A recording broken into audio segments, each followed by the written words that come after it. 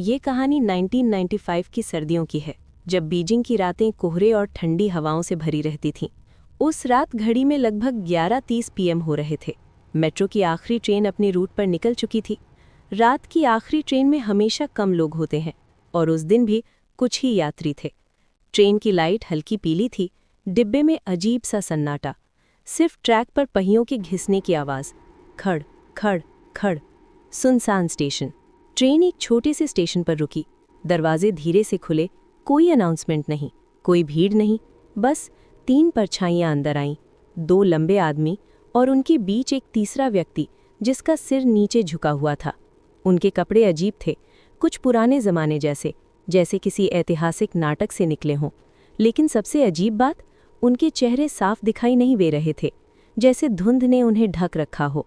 डिब्बे में बैठे एक बुजुर्ग आदमी की नज़र अचानक उन तीनों पर गई। वो घूरने लगा, फिर अचानक उसके चेहरे का रंग उड़ गया। उसने धीरे से बगल में बैठे युवक से कहा, तुम्हें कुछ अजीब नहीं लग रहा?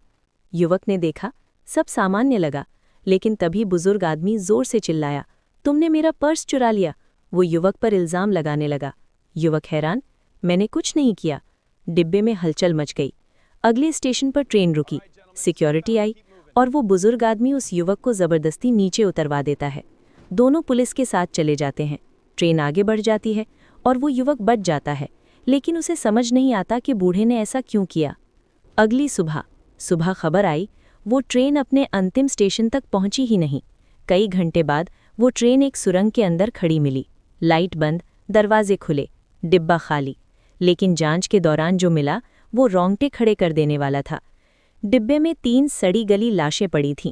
मेडिकल रिपोर्ट के अनुसार उनकी मौत को कई हफ्ते हो चुके थे, लेकिन सीसीटीवी फुटेज में वे पिछली रात ही ट्रेन में चढ़ते दिखे थे। केवल सबसे डरावनी बात, जब पुलिस ने उस बुजुर्ग आदमी से पूछताछ की, उसने कांपती आवाज़ में कहा, वे इंसान नहीं थे, उनके पैर उल्टी दिशा में थे और उनके कपड़े पुराने राजवंश के थे। उनके बीच वाला व्यक्ति जिंदा नहीं था।